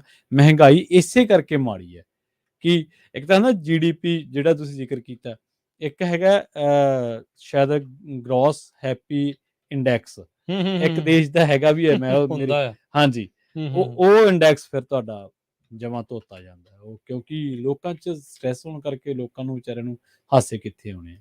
ਜਿਨ੍ਹਾਂ ਬੁੱਲਾਂ ਦੇ ਹਾਸੇ ਮਹਿੰਗਾਈ ਨੇ ਖੋਹ ਲਏ ਆ, ਜਿਨ੍ਹਾਂ ਮਾਤੜਾਂ ਤੇ ਮਾਰ ਪੈ ਗਈ ਆ, ਉਹਨਾਂ ਤੇ ਫਿਰ ਹਾਸੇ ਕਿੱਥੋਂ ਆਉਣਾ, ਫਿਰ ਉਹ ਵੀ ਤੁਹਾਡਾ ਡਿੱਗਦਾ। ਤੇ ਹੁਣ ਕਈ ਦੇਸ਼ ਆ ਜਿਨ੍ਹਾਂ ਨੇ ਇਸ ਇੰਡੈਕਸ ਉੱਤੇ ਕੰਮ ਕਰਨਾ ਸ਼ੁਰੂ ਕੀਤਾ ਹੈ ਕਿ ਬਜਾਏ ਇਸ ਦੇ ਕਿ ਲੋਕ ਅਮੀਰ ਹੋਣ, ਇਹ ਇੱਕ ਠੀਕ ਹੈ ਜੱਦੋ-ਜਹਿਦ ਹੋ ਸਕਦੀ ਹੈ, ਪਰ ਲੋਕ ਖੁਸ਼ ਹੋਣੇ ਬਹੁਤ ਜ਼ਰੂਰੀ ਹੈ। ਨਹੀਂ, ਹਾਂਜੀ। ਇਹ ਤਾਂ ਬਿਲਕੁਲ ਪ੍ਰਵੀਨ ਕਿਸੇ ਦੇਸ਼ ਦੇ ਰਾਸ਼ਟਰਪਤੀ ਨੇ ਕਿਹਾ ਸੀ, ਉਹ ਕਹਿੰਦਾ ਅਸੀਂ ਜਿਹੜੀ ਗ੍ਰੋਸ ਹੈਪੀ ਇੰਡੈਕਸ ਤੇ ਕੰਮ ਜ਼ਿਆਦਾ ਕਰਦੇ ਹਾਂ ਬਜਾਏ ਇਸਦੇ ਜੀਡੀਪੀ ਤੇ, ਚਲੋ ਉਹਦੇ ਤੇ ਤਾਂ ਕੰਮ ਹੁੰਦਾ ਹੀ ਆ, ਪਰ ਸਾਨੂੰ ਇਹ ਹੈ ਕਿ ਕੋਈ ਬੰਦਾ ਇਹ ਨਾ ਮਹਿਸੂਸ ਕਰੇ ਕਿ ਯਾਰ ਮੇਰੇ ਕੋਲੇ ਖਾਣ ਨੂੰ ਦਵਾਈ ਹੈ ਨਹੀਂ, ਮੇਰੇ ਕੋਲੇ ਬੱਚਿਆਂ ਨੂੰ ਪੜ੍ਹਾਉਣ ਨੂੰ ਪੈਸਾ ਹੈ ਨਹੀਂ, ਮੇਰੇ ਕੋਲੇ ਕੋਈ ਜ਼ਿੰਦਗੀ ਦੇ ਵਿੱਚ ਐਸ਼ੋ ਆਰਾਮ ਦੀ ਚੀਜ਼ ਹੈ ਨਹੀਂ। ਸੋ ਉਹ ਕਹਿੰਦੇ ਮਹਿਸੂਸ ਕਰਾਉਣੀ ਬਹੁਤ ਵੱਡੀ ਗੱਲ ਆ, ਦੇਣਾ ਤਾਂ ਚਲੋ ਬਾਅਦ ਦੀ ਗੱਲ ਆ। ਨਹੀਂ, ਬਿਲਕੁਲ। ਸੋ ਬਿਲਕੁਲ ਇਹ ਭੂਟਾਨ ਦੇ ਵਿੱਚ ਉੱਥੇ ਦੇ ਰਾਜੇ ਨੇ ਇਹ ਹਾਂਜੀ, ਟਰਮ ਲੈ ਕੇ ਜੀ, ਆਂਦੀ ਜੀ, ਸੀਗੀ, ਜੀ, ਜੀ। ਗ੍ਰੋਸ ਨੈਸ਼ਨਲ ਹੈਪੀਨੈਸ ਜਿਹੜਾ ਉਹ ਇੰਡੈਕਸ, ਇੰਡੈਕਸ। ਸੋ ਹਾਂਜੀ। 33 ਵੱਖ-ਵੱਖ ਚੀਜ਼ਾਂ ਜਿਹੜੀਆਂ ਉਸ ਦੇ ਵਿੱਚ ਉਹ ਦੇਖਦੇ ਆ। ਪਰ ਨਾ ਇੱਥੇ ਵੀ ਆਪਾਂ ਦੇਖਦੇ ਹਾਂ ਵੀ ਸਿਸਟਮਸ ਦਾ ਜਿਹੜਾ ਮੁਲਕਾਂ ਦੇ ਸਿਸਟਮਸ ਦਾ ਜਿਹੜਾ ਫਰਕ ਰਹਿੰਦਾ ਹੈ। ਹਾਂਜੀ। ਇੱਕ ਕੈਪੀਟਲਿਸਟ ਮੁਲਕ ਦੇ ਵਿੱਚ ਇਦਾਂ ਦੀ ਚੀਜ਼ ਦਾ ਅਸਰ ਆਪਾਂ ਨੂੰ ਜ਼ਿਆਦਾ ਨਜ਼ਰ ਆਉਂਦਾ ਆ। ਮੇਬੀ ਉੱਥੇ ਸੋਸ਼ਲਿਸਟ ਵਿੱਚ ਥੋੜਾ ਘੱਟ ਹੋਵੇ ਕਿਉਂਕਿ ਉਹਨਾਂ ਨੂੰ ਪਹਿਲਾਂ ਹੀ ਇੰਨੀਆਂ ਜ਼ਿਆਦਾ ਸਬਸਿਡੀਆਂ ਹੁੰਦੀਆਂ ਨੇ। ਜਿਹੜੀਆਂ ਉਹ ਦੇ ਰਹੇ ਨੇ, ਹਾਂਜੀ, ਜਿਹਨੂੰ ਆਟਾ ਦਾਲ ਸਕੀਮ ਵੀ ਆਪਾਂ ਕਹਿ ਉਹ ਦਿੰਦੇ ਕਹਿ ਆ। ਦਿੰਦੇ ਹਾਂ ਅਕਸਰ, ਜਿਹੜਾ ਉਸ ਦੇ ਨਾਲ ਹੂੰ। ਉਹ ਕਰ ਦਿੰਦੇ, ਉਹ ਕਹਿੰਦੇ ਵੀ ਚੱਲ ਮਹਿੰਗਾ ਹੋ ਗਿਆ ਸਾਨੂੰ ਤੇ ਉਸ ਉਦਾਂ ਹੀ ਦੇ ਰਹੇ ਆ। ਹਾਂਜੀ, ਹਾਂਜੀ। ਵੀ ਜਿਹੜਾ ਕੈਪੀਟਲਿਸਟ ਮੁਲਕ ਹੁੰਦਾ ਉਹਦੇ ਵਿੱਚ ਹੁੰਦਾ ਵੀ ਤੁਸੀਂ ਕੰਮ ਕਰੋ, ਕਮਾਓ, ਜਿੰਨੀ ਤੁਹਾਡੀ ਸਮਰੱਥਾ ਹੈ, ਫਿਰ ਉਸ ਹਿਸਾਬ ਦੇ ਨਾਲ ਤੁਸੀਂ ਖਰੀਦੋ ਫਰੋਖਤ ਜਿਹੜਾ ਦੋਨਾਂ 'ਚ ਕਰੋ। ਫਰਕ ਹੈ, ਥੋੜਾ ਜਿਹਾ ਮਹੀਨ ਜਿਹਾ ਹੀ ਫਰਕ ਹੈ। ਵੈਸੇ ਤਾਂ ਚਲੋ ਬਰੋਡ ਲੈਵਲ ਤੇ ਤਾਂ ਹੋਰਾਂ ਪੱਖਾਂ ਤਾਂ ਵੱਡਾ ਹੀ ਬਹੁਤ ਫਰਕ ਆ ਉੱਦਾਂ ਵੱਡਾ ਹੀ ਦਾ। ਫਰਕ ਹੈ। ਪਰ ਇੱਕ ਛੋਟਾ ਜਿਹਾ ਫਰਕ ਇਹ ਹੈ ਵੀ ਜਿਹੜਾ ਸੋਸ਼ਲਿਸਟ ਆ, ਉਹ ਇਹ ਮੰਨਦਾ ਕਿ ਯਾਰ ਇਹਨੂੰ ਬੰਦੇ ਨੂੰ ਦੇਣਾ, ਤੇ ਉਹ ਸਰਕਾਰ ਉਸ ਮਾਡਲ ਦੇ ਵਿੱਚ ਸਰਕਾਰ ਬੰਦੇ ਨੂੰ ਪਾਲਣਾ ਆਪਦੀ ਜ਼ਿੰਮੇਵਾਰੀ ਜੀ ਸਮਝਦੀ ਹੈ ਕਿ ਸਾਡੇ ਤੋਂ ਬਿਨਾਂ ਇਹਨੇ ਪਾਲਣਾ ਨਹੀਂ। ਪਰ ਜਿਹੜਾ ਕੈਪੀਟਲਿਸਟ ਮੁਲਕ ਆ ਨਾ, ਇਹਦੀ ਇੱਕ ਡੈਫੀਨੇਸ਼ਨ ਹੋਰ ਹੈ, ਇਹਦੀ ਤਾਂ ਆਪਦੀ ਬਾਲੋ ਤੇ ਆਪਦੀ ਸੇਕੋ, ਲੋੜ ਪੈ ਗਈ ਤਾਂ ਫਿਰ ਕਿਤੇ ਨਾ ਕਿਤੇ ਸਰਕਾਰ ਤੁਹਾਡੇ 'ਚ ਖੜੂਗੀ। ਪਰ ਅਸਲ ਦੇ ਵਿੱਚ ਦੋਨਾਂ ਦਾ ਮਿਕਸ ਹੋਣਾ ਬਹੁਤ ਜ਼ਰੂਰੀ ਹੈ, ਕਿਉਂਕਿ ਐਟ ਦੀ ਐਂਡ ਹਰੇਕ ਬੰਦਾ ਐਸਟ ਹੈ, ਸਰਕਾਰ ਦੀ, ਰਾਜ ਦੀ, ਕਿਸੇ ਵੀ ਸਟੇਟ ਦੀ। ਤੇ ਜੇ ਉਹਦੀ ਐਸਟ ਹੀ ਬਿਨਾਂ ਪਰਫਾਰਮਿੰਗ ਆ ਜਾਂ ਉਹ ਬਿਮਾਰ ਆ ਤੇ ਉਹ ਕੀ ਗਰੋ ਕਰੂਗਾ। ਮਤਲਬ ਇਨਸਾਨੀਅਤ ਦੇ ਆਧਾਰ ਤੇ ਦੇਖਿਆ ਜਾਵੇ, ਹੁਣ ਇਨਸਾਨ ਕੋਈ ਵਿਚਾਰਾ ਟੂਲ ਥੋੜ੍ਹਾ ਕਿ ਕਮਾਈ ਜਾਵੇ, ਤੁਹਾਨੂੰ ਟੈਕਸ ਦੇਈ ਜਾਵੇ, ਟੂਲ ਥੋੜ੍ਹਾ ਇੱਕ। ਹੈ ਤਾਂ ਇੱਕ ਹਿਊਮਨ ਬੀਇੰਗ ਹੀ, ਹੈ ਤਾਂ ਇੱਕ ਸੋਸ਼ਲ ਜਾਨਵਰ ਹੀ ਨਾ। ਬਿਲਕੁਲ। ਅਸੀਂ ਠੀਕ ਆ, ਸਾਨੂੰ ਕਈ ਥਾਵਾਂ ਤੇ ਕ੍ਰਿਟਿਸਿਜ਼ਮ ਅਸੀਂ ਕਰਦੇ ਹਾਂ ਸੋਸ਼ਲਿਜ਼ਮ ਦਾ, ਤੇ ਪਰ ਸੋਸ਼ਲਿਸਟ ਕੰਟਰੀ ਦਾ। ਪਰ ਇੱਕ ਪੱਖ ਇਹ ਆ ਕਿ ਤੁਹਾਨੂੰ ਉਹਨੂੰ ਡੀਪਲੀ ਸਟੱਡੀ ਕਰਨ ਤੋਂ ਬਾਅਦ ਪਤਾ ਲੱਗਦਾ ਕਿ ਯਾਰ ਠੀਕ ਹੈ ਕਿ ਹਿਊਮਨ ਦੇ ਐਂਗਲ ਤੋਂ ਵੀ ਇਹਦੇ 'ਚ ਥੋੜ੍ਹਾ ਜਿਹਾ ਇਸ ਮਾਡਲ ਦੇ ਵਿੱਚ ਹੈਗਾ। ਇੱਥੇ ਇੱਕ ਬ੍ਰੇਕ ਦੇ ਲਈ ਰੁਕਦੇ ਆਪਾਂ, ਬ੍ਰੇਕ ਤੋਂ ਬਾਅਦ ਚਰਚਾ ਇਸੇ ਤਰ੍ਹਾਂ ਜਾਰੀ ਰਹੇਗੀ।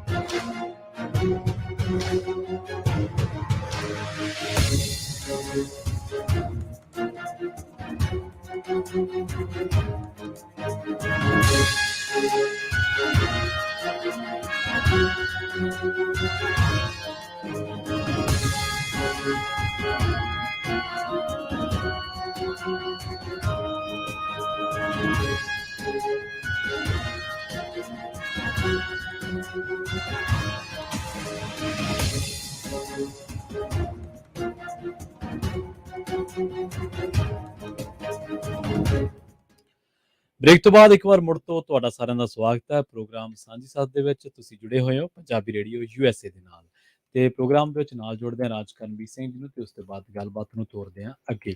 ਰਾਜਕਰਮਜੀਤ ਸਿੰਘ ਜੀ, ਇੱਕ ਵਾਰ ਮੁੜ ਤੋਂ ਤੁਹਾਡਾ ਵੀ ਸਵਾਗਤ ਹੈ। ਸਤਿ ਸ਼੍ਰੀ ਅਕਾਲ। ਸਤਿ ਸ਼੍ਰੀ ਅਕਾਲ ਪ੍ਰਵੀਨ, ਤੇ ਸਾਰੇ ਸੁਣਨ ਵਾਲੇ ਨੂੰ ਵੀ ਬਹੁਤ ਪਿਆਰ ਭਰੀ ਜਿਹੜੀ ਉਹ ਸਤਿ ਸ਼੍ਰੀ ਅਕਾਲ ਜੀ। ਮਹਿੰਗਾਈ ਦੇ ਮਸਲੇ ਤੇ ਮੈਂ ਇੱਕ ਚਰਚਾ ਸੁਣ ਰਿਹਾ ਸੀਗਾ, ਕਈ ਰਿਪੋਰਟਾਂ ਪੜ੍ਹ ਰਿਹਾ ਸੀ। ਉੱਥੇ ਕਿਸੇ ਰਿਪੋਰਟ ਰੀਡ ਕਰਨ ਵਾਲੇ ਬੰਦੇ ਨੇ ਕਮੈਂਟ ਕੀਤਾ ਵੀ ਤੁਸੀਂ ਇਹ ਤਾਂ ਦੱਸਦੇ ਰਹਿੰਦੇ ਵੀ ਮਹਿੰਗਾਈ ਵੱਧ ਰਹੀ ਹੈ ਜਾਂ ਮਹਿੰਗਾਈ ਘਟ ਰਹੀ ਹੈ ਜਾਂ ਇਹ ਤੋਂ ਬਾਅਦ ਮੰਦੀ ਆਊਗੀ, ਲੇ ਆਫ ਹੋਣਗੀਆਂ, ਇਸ ਤਰ੍ਹਾਂ, ਪਰ ਤੁਸੀਂ ਕਦੇ ਇਹ ਨਹੀਂ ਦੱਸਿਆ ਵੀ ਮਹਿੰਗਾਈ ਘਟੂ ਕਦੋਂ ਤੇ ਮੰਦੀ ਦੂਰ ਕਿੰਨੇ ਕਦੋਂ? ਵਜੇ ਹਾਂ, ਕਿੰਨੇ ਵਜੇ? ਹਾਂ, ਤੇ ਇਹ ਹੋ ਜੇ ਵੈਸੇ ਹਾਂਜੀ ਮੋਟਾ ਮੋਟਾ ਦੱਸਣਾ ਹੋਵੇ ਨਾ, ਹਾਂਜੀ ਜਦੋਂ ਤਾਂ ਇਲੈਕਸ਼ਨਾਂ ਆਉਂਦੀਆਂ ਉਦੋਂ ਤਾਂ ਸਮਝ ਲਓ, ਉਦੋਂ ਤਾਂ ਫਿਰ ਇਹ ਫਰਕ ਪੈ ਜਾਂਦਾ। ਪੈ ਜਾਂਦਾ ਬਿਲਕੁਲ ਇਹ ਹੁਣ 2 ਮਹੀਨੇ ਰਹਿ ਗਏ ਇਲੈਕਸ਼ਨਾਂ ਨੂੰ, ਜੀ। ਠੀਕ ਹੈ ਨਾ। ਇੱਥੇ ਵੀ ਇਹ ਸਾਰਾ ਖੇਡ ਜਿਹੜੀ ਉਹ ਚੱਲਦੀ ਹੋਈ ਆ। ਇੰਡੀਆ ਵਾਲਾ ਹੀ ਹੈ, ਇਹ ਪੋਲਿਟਿਕਸ ਜਿਹੜੀ ਨਹੀਂ ਇੰਡੀਆ ਵਾਲੀ ਨਹੀਂ, ਇਹ ਪੋਲਿਟਿਕਸ ਗਲੋਬਲ ਲੈਵਲ ਤੇ ਸਾਰੀ ਇੱਕੋ ਜਿਹੀ ਆ। ਇੱਕੋ ਜਿਹੀ ਹੈ। ਦੁਨੀਆ ਨੂੰ ਆਪਣੇ ਹੱਕ ਦੇ ਵਿੱਚ ਕਿੱਦਾਂ ਲੈ ਕੇ ਆਉਣਾ, ਹੂੰ ਜਾਂ ਤੇ ਉਹਨਾਂ ਨੂੰ ਫ੍ਰੀ ਚ ਕੁਛ ਦਿਓ, ਜੀ ਠੀਕ ਆ, ਜੀ, ਤੇ ਜਾਂ ਕੋਈ ਚੀਜ਼ਾਂ ਪਹਿਲਾਂ ਮਹਿੰਗੀਆਂ ਹੋਈਆਂ ਉਹਨਾਂ ਨੂੰ ਥੋੜੀਆਂ ਜਿਹੀ ਘਟਾ ਸਸਤੀਆਂ ਲਓ। ਕਰੋ। ਹਾਂਜੀ ਕਿਉਂਕਿ ਜਿਹੜਾ ਮੋਸਟਲੀ ਵੋਟਰ ਆ ਨਾ, ਹਾਂਜੀ, ਉਹਨੂੰ ਕਹਿੰਦੇ ਵਨ ਇਸ਼ੂ ਵੋਟਰ। ਠੀਕ ਹੈ। ਵਨ ਇਸ਼ੂ ਵੋਟਰ ਉਹ ਹੁੰਦਾ ਜਿਹਨੂੰ ਇੱਕੋ ਚੀਜ਼ ਦੇ ਨਾਲ ਮਤਲਬ ਹੁੰਦਾ ਆ। ਹੂੰ ਉਹ ਉਸ ਟਾਈਮ ਦੇ ਉੱਤੇ ਵੋਟ ਪਾਉਣ ਲੱਗੇ ਉਹ ਤੇਲ ਦੀਆਂ ਕੀਮਤਾਂ ਹੋ ਸਕਦੀਆਂ, ਜੀ ਜੀ, ਉਹ ਕਿਸੇ ਦੇ ਲਈ ਕੋਈ ਹੱਕਾਂ ਦੀ ਗੱਲ ਹੋ ਸਕਦੀ ਆ, ਉਹ ਕਿਸੇ ਦੇ ਲਈ ਕੁਝ ਹੋਰ ਹੋ ਸਕਦਾ, ਵੀ ਬੰਦੇ ਦਾ ਜਿਹੜਾ ਕੈਂਡੀਡੇਟ ਉਹਦਾ ਕਰੈਕਟਰ ਹੋ ਸਕਦਾ, ਹਾਂ ਬਿਲਕੁਲ। ਵੱਖ-ਵੱਖ ਹੁੰਦਾ ਆ। ਜ਼ਿਆਦਾ ਜਿਹੜੇ ਵੋਟਰਸ ਆ ਉਹ ਵਨ ਇਸ਼ੂ ਵੋਟਰ ਜਿਹੜੇ ਮੈਜੋਰਟੀ ਦੇ ਵਿੱਚ ਹੁੰਦੇ ਆ, ਉਹ ਚੀਜ਼ ਦੇਖਦੇ ਆ। ਹੁਣ ਜਦੋਂ ਕਿਸੇ ਨੂੰ ਕੁੱਟੀ ਜਾਓ ਜੀ 8 ਮਹੀਨੇ ਕੁੱਟੋ, ਹਾਂਜੀ ਤੇ ਇਲੈਕਸ਼ਨਾਂ ਤੋਂ ਪਹਿਲਾਂ ਮਹੀਨਾ 2 ਮਹੀਨਾ ਉਹਨੂੰ ਕਹੋ ਤੇਰੇ ਮਲਮ ਲਾ ਦਈਏ, ਹਾਂਜੀ, ਤੇਰੇ ਸੱਟ ਲੱਗੀ ਸੀ, ਮੇਰਾ ਕੀ ਹਾਲ ਆ ਤੇਰਾ, ਉਹ ਹਾਂ। ਠੀਕ ਆ, ਦਵਾਈ ਲੈ ਆ, ਇੰਨੇ ਚ ਭੁੱਲ ਜਾਂਦਾ, ਇੰਨੇ ਚ ਕਹਿਣਾ ਯਾਰ ਆਹ ਤਾਂ 8 ਬੰਦੇ ਮਹੀਨੇ ਬੜੇ ਭੁੱਲ ਚੰਗੇ, ਗਿਆ ਉਹ। ਉਹ ਪੁਰਾਣੇ ਸਾਰੀਆਂ ਚੀਜ਼ਾਂ ਭੁੱਲ ਜਾਣੀਆਂ ਉਹਨਾਂ ਨੇ, ਤੇ ਫਿਰ ਉਹ ਜਦੋਂ ਇਲੈਕਸ਼ਨਾਂ ਓਵਰ ਟਣੀਆਂ ਫਿਰ ਡੰਡਾ ਕੱਢ ਲੈਣਾ ਉਹਨਾਂ ਨੇ। ਫਿਰ ਫਿਰ ਉਹੀ ਆ। ਇਹ ਇਸ ਲਈ ਨਾ ਇਹ ਚੀਜ਼ਾਂ ਦੇ ਵਿੱਚ ਜਿਹੜਾ ਭਵਿੱਖਬਾਣੀ ਕਰਨੀ ਬਹੁਤ ਔਖੀ ਬਹੁਤ ਜ਼ਿਆਦਾ ਜਿਹੜੀ ਉਹ ਔਖੀ ਲੱਗਦੀ ਆ, ਜੀ। ਵੀ ਭਾਈ ਇਹਦੇ ਵਿੱਚ ਬਣਨਾ ਕੀ ਹੈ, ਇਹਦੇ ਵਿੱਚ ਹੋਣਾ ਕੀ ਆ। ਬੰਦਾ ਜਦੋਂ ਜ਼ਿਆਦਾ ਦੇਖਦਾ ਆ ਹਾਂਜੀ ਇਦਾਂ ਦੀਆਂ, ਕਿਉਂਕਿ ਥਿਊਰੀਆਂ ਤਾਂ ਸਾਰੀਆਂ ਕਨਸਪੀਰੇਸੀ ਕਹਿ ਲਓ ਜਾਂ ਦੂਜੀਆਂ ਕਹਿ ਲਓ, ਬਿਲਕੁਲ ਉਹ ਚੱਲਦੀਆਂ ਨਹੀਂ, ਚੱਲਦੀਆਂ ਹੀ ਰਹਿਣਗੀਆਂ, ਚੱਲਦੀਆਂ ਆਈਆਂ, ਚੱਲਦੀਆਂ ਹੀ ਰਹਿਣਗੀਆਂ ਆ। ਹਾਂਜੀ ਸੋ ਇਹ ਸਾਰੀਆਂ ਚੀਜ਼ਾਂ ਉਹਦੇ ਵਿੱਚ ਹੀ ਜਿਹੜੀਆਂ ਉਹ ਫਿੱਟ ਹੋ ਜਾਂਦੀਆਂ ਆ। ਸੋ ਇਸ ਲਈ ਮਹਿੰਗਾਈ ਜਾਊਗੀ, ਰਹੂਗੀ, ਨਹੀਂ ਰਹਿਣੀ, ਕਿੱਦਾਂ ਰਹਿਣੀ ਆ, ਇਹਦੀ ਭਵਿੱਖਬਾਣੀ ਕੋਈ ਨਹੀਂ ਆ। ਇੱਕ ਗੱਲ ਹੋਰ ਵੀ ਆ, ਜਿਵੇਂ ਤੁਸੀਂ ਸ਼ੁਰੂ ਦੇ ਵਿੱਚ ਮੀਡੀਆ ਦਾ ਜ਼ਿਕਰ ਕੀਤਾ ਸੀਗਾ, ਇਹਨਾਂ ਫੈਕਟ ਦੇ ਨਾਲ ਟੈਂਪਰਿੰਗ ਵੀ ਹੁੰਦੀ ਹੈ। ਬਿਲਕੁਲ ਹੁੰਦੀ ਹੈ ਜੀ। ਜਿਹੜੀ ਮੰਦੀ ਦੇ ਅੰਕੜੇ ਆ ਨਾ, ਜਾਂ ਇਨਫਲੇਸ਼ਨ ਦੇ ਅੰਕੜੇ ਆ, ਰਿਸੈਸ਼ਨ ਦੇ ਅੰਕੜੇ, ਇਹਨਾਂ ਦੀ ਟੈਂਪਰਿੰਗ ਬੜੀ ਹੁੰਦੀ ਹੈ। ਇਹਦੇ ਵਿੱਚ ਤਾਂ ਚਲੋ ਇਹ ਤਾਂ ਐਬਸੋਲੂਟਲੀ ਇਹਦੇ ਵਿੱਚ ਕੋਈ ਦੋ ਰਾਵਾਂ ਨਹੀਂ ਆ। ਹਾਂਜੀ ਆਪਣੇ ਮੁਨਾਫੇ ਵਧਾ ਕੇ ਦਿਖਾਉਣੇ ਤਾਂ ਜੋ ਸ਼ੇਅਰ ਵਧੇ ਰਹਿਣ, ਜੀ ਜੀ, ਇਹਦੇ ਲਈ ਕਈ ਕੰਪਨੀਆਂ ਜਿਹੜੀਆਂ ਉਹਨਾਂ ਨੂੰ ਫਾਈਨ ਹੋ ਚੁੱਕੇ, ਕਈ ਕੁਛ ਜਿਹੜਾ ਹੋ ਬਿਲਕੁਲ ਹੋਇਆ ਸਰਕਾਰਾਂ ਨੇ ਵੀ ਸੇਮ ਆંકੜੇ ਨੂੰ ਉਹਨਾਂ ਨੂੰ ਸ਼ਬਦ ਜਿਹੇ ਦੇ ਦੇਣਾ, ਹਾਂਜੀ ਵੀ ਇਦਾਂ ਲੱਗਣਾ ਯਾਰ ਇਹ ਪੋਜ਼ਿਟਿਵ ਆ। ਹੁਣ ਜਿੱਦਾਂ ਅੱਜ ਬਾਈਡਨ ਨੂੰ ਨਹੀਂ ਲੱਗੇ ਆ ਹਾਂਜੀ ਇਨਫਲੇਸ਼ਨ ਰਿਡਕਸ਼ਨ ਐਕਟ ਦੇ ਨਾਲ ਸਿੰਗਡ ਜਿਹੜਾ ਜੀ ਕੱਲੇ ਇੱਕੋ ਬੰਦੇ ਨੇ ਮਹਿੰਗਾਈ ਜਿਹੜੀ ਆ ਉਹ ਉਸ ਦਾ ਲੱਕ ਤੋੜਤਾ, ਮਹਿੰਗਾਈ ਤੋਂ ਬਚਾ ਲਿਆ, ਤੇ ਨੰਬਰ ਜਿਹੜੇ ਉਹ 8.3% ਆਏ ਹੋਣ।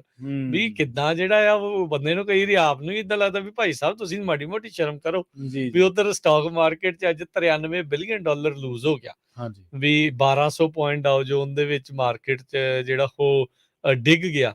ਸੋ ਮੇਚ ਜੀ ਨਹੀਂ ਕਾਂਦੀ ਗਈ ਇਹਦੀ ਗੱਲ। ਹੁਣ ਮੈਂ ਦੇਖ ਰਿਹਾ ਸੀਗਾ ਵੀ ਟਵਿੱਟਰ ਦੇ ਉੱਤੇ ਚੰਗਾ ਮਜ਼ਾਕ ਦਾ ਪਾਤਰ ਬਣੇ ਨੇ ਪ੍ਰੈਜ਼ੀਡੈਂਟ ਬਾਈਡਨ ਅੱਜ, ਵੀ ਭਾਈ ਇੱਕ ਤਾਂ ਤੁਸੀਂ ਕਹਿ ਰਹੇ ਵੀ ਮਹਿੰਗਾਈ ਦੀ ਅਸੀਂ ਰਿਡਕਸ਼ਨ ਕਰਤੀ ਆ, ਪਰ ਤੁਹਾਡੇ ਹੀ ਜਿਹੜੇ ਸਰਕਾਰ ਦੇ ਆંકੜੇ ਅੱਜ ਕੁਛ ਹੋਰ ਕਹਿ ਰਹੇ ਆ, ਤੇ ਇੱਥੋਂ ਤੱਕ ਵੀ ਜਿਹੜੇ ਸਾਬਕਾ ਰਾਸ਼ਟਰਪਤੀ ਓਬਾਮਾ ਆ ਉਹਨਾਂ ਨੂੰ ਵੀ ਪਿੱਠ ਥਾਪੜਨ ਦੇ ਲਈ ਬਾਈਡਨ ਹੁਣਾਂ ਦੀ ਆਉਣਾ ਲਿਆ, ਵੀ ਨਹੀਂ ਜੀ ਇਹ ਬਹੁਤ ਵਧੀਆ ਕੰਮ ਜਿਹੜਾ ਉਹ ਕਰ ਰਹੇ ਆ। ਉਹਦੇ ਵਿੱਚ ਉਹਨਾਂ ਨੇ ਜਿਹੜਾ ਇਸ ਹਿਸਾਬ ਦੇ ਨਾਲ ਕਿਹਾ ਪ੍ਰਵੀਨ ਵੀ ਕਹਿੰਦੇ ਵੀ ਦੇਖੋ ਜਿਹੜੇ ਰਾਸ਼ਟਰਪਤੀ ਬਾਈਡਨ ਉਹ ਕਹਿ ਰਹੇ ਸੀਗੇ ਵੀ ਸਾਰੇ ਡੈਮੋਕ੍ਰੇਟਸ ਨੇ ਇਹਨਾਂ ਦੇ ਹੱਕ ਦੇ ਵਿੱਚ ਇਸ ਰਿਡਕਸ਼ਨ ਐਕਟ ਦੇ ਹੱਕ 'ਚ ਪਾਈ, ਇੱਕ ਵੀ ਰਿਪਬਲਿਕਨ ਨੇ ਲੋਕਾਂ ਦੇ ਲਈ ਨਹੀਂ ਖੜੇ, ਉਹ ਸਪੈਸ਼ਲ ਇੰਟਰਸਟ ਦੇ ਨਾਲ ਖੜੇ ਆ। ਸੋ ਇਹਦੇ ਵਿੱਚ ਵੀ ਉਹਨਾਂ ਨੇ ਪੋਲਿਟਿਕਸ ਨੂੰ ਜਿਹੜਾ ਘੜੀਸ ਕੇ ਨਾਲ ਦੇ ਨਾਲ ਜਿਹੜਾ ਉਹ ਲੈ ਆਂਦਾ। ਸੋ ਇਨਫਲੇਸ਼ਨ ਕਦੀ ਕਾਬੂ ਆਊਗੀ, ਕਦੋਂ ਤੱਕ ਕਾਬੂ ਆਊਗੀ, ਕੀ ਉਸ ਨੂੰ ਕਾਬੂ ਕਰਦੇ ਕਰਦਿਆਂ ਆਪਾਂ ਰਿਸੈਸ਼ਨ ਵਿੱਚ ਜਾ ਪਹੁੰਚੇ ਆ ਜਾਂ ਹੋਰ ਜ਼ਿਆਦਾ ਧੱਸ ਜਾਵਾਂਗੇ ਉਹਦੇ ਵਿੱਚ, ਇਹ ਦੇਖਣ ਵਾਲੀ ਗੱਲ ਆ। ਸੋ ਇਹ ਦੋ ਧਾਰੀ ਤਲਵਾਰ ਆਪਾਂ ਇਸੇ ਲਈ ਇਸ ਨੂੰ ਕਹਿੰਦੇ ਆ ਵੀ ਮਹਿੰਗਾਈ ਨੂੰ ਘਟਾਉਂਗੇ, ਨੌਕਰੀਆਂ ਲੂਜ਼ ਹੋ ਸਕਦੀਆਂ। ਜੇ ਮਹਿੰਗਾਈ ਰਹਿੰਦੀ ਆ, ਜ਼ਿਆਦਾ ਲੋਕਾਂ ਨੂੰ ਕੰਮ ਕਰਨਾ ਪੈਂਦਾ, ਇਹ ਇਹਦਾ ਇਫੈਕਟ ਹੋ ਸਕਦਾ ਵੀ ਅਨਇੰਪਲੋਇਮੈਂਟ ਜਿਹੜੀ ਉਹ ਘਟ ਜਾਵੇ, ਅਨਇੰਪਲੋਇਮੈਂਟ ਦੀ ਦਰ ਜਿਹੜੀ ਉਹ ਘਟ ਜਾਵੇ, ਜ਼ਿਆਦਾ ਲੋਕਾਂ ਨੂੰ ਕੰਮ ਕਰਨਾ ਪੈਣਾ, ਕਿਉਂਕਿ ਸੇਮ ਚੀਜ਼ਾਂ ਖਰੀਦਣ ਦੇ ਲਈ ਜ਼ਿਆਦਾ ਕਮਾਈ ਜਿਹੜੀ ਉਹ ਉਹਨਾਂ ਨੂੰ ਕਰਨੀ ਪੈਣੀ। ਉਹ ਸਾਰੀਆਂ ਚੀਜ਼ਾਂ, ਪਰ ਹਰ ਵਾਰੀ ਨਹੀਂ ਏਦਾਂ ਹੁੰਦਾ, ਪਰ ਹੋ ਸਕਦਾ। ਪਰ ਇਹ ਵੀ ਪਰ ਇਹ ਇਸ ਸਰਕਾਰ ਨੇ ਇਸ ਟਾਈਮ ਠਾਣਿਆ ਆ, ਫੈਡਰਲ ਰਿਜ਼ਰਵ ਨੇ, ਆਪਾਂ ਕਹਿ ਸਕਦੇ ਹਾਂ ਵੀ ਅਸੀਂ ਮਹਿੰਗਾਈ ਦੇ ਉੱਤੇ ਕਾਬੂ ਪੈਣਾ ਆ, ਰਿਸੈਸ਼ਨ ਆਉਂਦਾ ਆ, ਆਵੇ। ਉਮੀਦ ਉਹਨਾਂ ਦੀ ਆ ਵੀ ਸੌਫਟ ਲੈਂਡਿੰਗ ਹੋਵੇ, ਹੋਊਗੀ ਕਿ ਨਹੀਂ, ਸੌਫਟ ਲੈਂਡਿੰਗ ਜੋਖਮ ਭਰੀ ਹੈ ਕਿ ਨਹੀਂ, ਕਿੰਨਾ ਕੁ ਹਾਂ ਵੀ ਉਹਦੇ ਵਿੱਚ ਇਹ ਸੌਫਟ ਆ ਕਿ ਵਾਕਿਆ ਹਾਰਡ ਲੈਂਡਿੰਗ ਹੋਈ ਕਿ ਝਟਕਾ ਹੀ ਵੱਜ ਜਾਂਦਾ। ਮੈਂ ਚਲੋ ਇੱਕ ਵਾਰੀ ਮੈਂ ਨਾ ਜਦੋਂ ਜਹਾਜ਼ 'ਚ ਛਾਲ ਮਾਰਦੇ ਆ ਨਾ, ਉਹ ਕਰਦੇ ਸੀਗੇ ਸਕਾਈ ਡਾਈਵਿੰਗ ਕਰਨ ਦੇ ਲਈ ਗਿਆ, ਤੇ ਸਕਾਈ ਡਾਈਵਿੰਗ ਕਰਨ ਦੇ ਲਈ ਗਿਆ, ਉਹ ਟੈਂਡਮ ਦੇ ਵਿੱਚ ਕਰਦੇ ਆ ਵੀ ਨਾਲ ਜਿਹੜਾ ਪਿੱਛੇ ਨਾਲ ਬੰਦਾ ਹੁੰਦਾ ਜਿਹਨੇ ਪੈਰਾਸ਼ੂਟ ਜਿਹੜਾ ਬੰਨਿਆ ਹੁੰਦਾ, ਉਹ ਕਹਿੰਦਾ ਵੀ ਕੋਈ ਨਹੀਂ, ਚੱਕਰ ਹੀ ਕੋਈ ਨਹੀਂ, ਠੀਕ ਹੀ ਆ ਕੰਮ, ਵੀ ਕਿੰਨਾ ਕਾ ਕਿਤੇ ਆਪਾਂ 10-15 ਹਜ਼ਾਰ ਫੁੱਟ ਹੀ ਜਾਣਾ ਆ, ਤੇ ਹੜਾ ਵੀ ਉੱਥੋਂ ਜਾਣਾ ਆ। ਬੰਦਾ ਜਦੋਂ ਸ਼ੁਰੂਆਤ 'ਚ ਦੇਖਦਾ ਉਦੋਂ ਤੇ ਫ੍ਰੀ ਫਾਲ ਹੋ ਰਿਹਾ ਹੁੰਦਾ, ਉਦੋਂ ਪਤਾ ਨਹੀਂ ਲੱਗਦਾ, ਐਕਸਾਈਟਮੈਂਟ ਐਡਰੇਨਲਿਨ ਇੰਨਾ ਕੁ ਜ਼ਿਆਦਾ ਹੁੰਦਾ ਵੀ ਉਹਨੂੰ ਪਤਾ ਨਹੀਂ ਲੱਗ ਰਿਹਾ। ਜਦੋਂ ਥੱਲੇ ਆਈ ਗਿਆ, ਹਾਂ ਉਹ ਤੇਜ਼ ਨਹੀਂ, ਉਹ ਪੈਰਾਸ਼ੂਟ ਹੋ ਜਾਂਦਾ, ਸਲੋ ਹੋ ਜਾਂਦਾ, ਹੌਲੀ ਹੌਲੀ ਹੋ ਜਾਂਦਾ, ਪਰ ਲੈਂਡ ਕਿੱਦਾਂ ਹੋਣਾ ਉਹਨੇ ਮੈਨੂੰ ਜਿਹੜਾ ਦੱਸਣ ਦੀ ਕੋਸ਼ਿਸ਼ ਕੀਤੀ ਵੀ ਆਪਾਂ ਸੌਫਟ ਲੈਂਡਿੰਗ ਕਰਨੀ ਆ, ਲੱਤ ਇਦਾਂ ਲਾ ਕੇ ਤਾਂ ਨੂੰ ਕਰਨਾ ਆ, ਪਰ ਉਹਨੇ ਪੂਰੀ ਟੈਕਨੀਕ ਦੱਸੀ ਨਹੀਂ। ਉੱਥੇ ਗੜਬੜ ਜਿਹੜੀ ਆ ਉਹ ਹੋ ਗਈ ਤੇ ਜ਼ੋਰ ਦਾ ਵੱਜਾ, ਕਰਨੀ ਸੀ ਸੌਫਟ ਲੈਂਡਿੰਗ, ਹੋ ਗਈ ਹਾਰਡ ਲੈਂਡਿੰਗ। ਹੁਣ ਇਹ ਨਹੀਂ ਪਤਾ ਵੀ ਹੁਣ ਆਪਣੀ ਜਿਹੜੀ ਇਨਫਲੇਸ਼ਨ ਦੇ ਵਿੱਚੋਂ ਜਿਹੜੀ ਇਹ ਸੌਫਟ ਹੋਣੀ ਹੈ, ਰਿਸੈਸ਼ਨ ਹੋਣੀ ਆ ਕਿ ਗੜਬੜ ਹੋ ਜਾਣੀ ਆ ਵਿਚਾਲੇ, ਉਹ ਜਿਹੜਾ ਲੱਗਦੇ ਸਕਿੰਟ ਕੁਛ ਕੀ ਆ ਉਹਦੇ ਵਿੱਚ, ਇਹਦੇ ਵਿੱਚ ਵੀ ਸਮਾਂ ਕੋਈ ਬਹੁਤਾ ਨਹੀਂ ਲੱਗਣਾ, ਪਰ ਇਹ ਨਹੀਂ ਪਤਾ ਲੱਗਣਾ ਵੀ ਸੌਫਟ ਲੈਂਡਿੰਗ ਹੋਣੀ ਹੈ ਕਿ ਹਾਰਡ ਹੋਣੀ। ਲੰਬੇ ਦੌਰ ਦੀ ਮਹਿੰਗਾਈ ਲੋਕਾਂ ਦੀਆਂ ਆਦਤਾਂ ਬਦਲ ਦਿੰਦੀ। ਹਾਂ ਤੇ ਸਰਕਾਰਾਂ ਚਾਹੇ ਵੀ ਤਾਂ ਇੰਜੈਕਟ ਕਰਨ ਤੋਂ ਬਾਅਦ ਵੀ ਬਾਜ਼ਾਰ ਨੂੰ ਚੁੱਕ ਨਹੀਂ ਸਕਦੀਆਂ ਯਕਦਮ। ਨਹੀਂ, ਹੁਣ 2 ਸਾਲ ਆਪਾਂ ਇੰਜੈਕਸ਼ਨ ਹੀ ਦੇਖਿਆ। ਹਾਂ, 2 ਸਾਲ ਪੂਰੀ ਦੁਨੀਆ ਦੇ ਵਿੱਚ ਇੰਜੈਕਸ਼ਨ ਦਾ ਦੌਰ ਜਿਹੜਾ ਉਹ ਚੱਲਿਆ। ਇਹ ਦੁਨੀਆ ਨੇ ਇੱਕ ਹਿਸਾਬ ਨਾਲ ਥੋੜਾ ਬਹੁਤ, ਜ਼ਿਆਦਾ ਨਹੀਂ ਤਾਂ ਥੋੜਾ ਬਹੁਤ ਮੰਦੀ ਨੂੰ ਆਵਾਜ਼ ਮਾਰ ਲਈ। ਨਹੀਂ, ਹੁਣ ਤੁਸੀਂ ਇਹ ਦੇਖੋ, ਜਦੋਂ ਇੰਨੇ ਟੀਕੇ ਲੱਗਦੇ, ਸਟੇਰਾਇਡ ਦਾ ਸਾਈਡ ਇਫੈਕਟ ਤਾਂ ਹੋਣਾ ਹੀ ਹੋਣਾ। ਬਿਲਕੁਲ, ਸ਼੍ਰੀਲੰਕਾ ਨੂੰ ਇਹਦੀ ਚੀਜ਼ ਨੇ ਮਾਰਿਆ, ਇਸੇ ਨੇ ਇੰਜੈਕਸ਼ਨ ਨੇ ਮਾਰਿਆ। ਨੋਟ ਛਾਪ ਲਏ, ਆ ਕਰ ਲਿਆ, ਫਲਾ ਕਰ ਲਿਆ। ਇਹ ਕੋਈ ਪਹਿਲਾ ਮੁਲਕ ਨਹੀਂ, ਬਹੁਤ ਨੇ, ਬਹੁਤ ਮਤਲਬ ਰੀਸੈਂਟਲੀ ਆਪਣੇ ਨਾਲ ਜੋ ਆਪਾਂ ਅੱਖੀਂ ਦੇਖਿਆ, ਆਪਾਂ ਅਮਰੀਕਾ 'ਚ ਦੇਖ ਰਹੇ ਹਾਂ, ਅਮਰੀਕਾ 'ਚ ਦੇਖ ਰਹੇ, ਯੂਰਪ ਨਹੀਂ ਬਚਿਆ ਇਸ ਮਹਿੰਗਾਈ ਤੋਂ, ਇਨਫਲੇਸ਼ਨ ਤੋਂ, ਜਿਹੜਾ ਪੈਂਡੇਮਿਕ ਦੇ ਕਰਕੇ ਲੋਕਾਂ ਨੂੰ ਘਰੇ ਬਿਠਾਇਆ।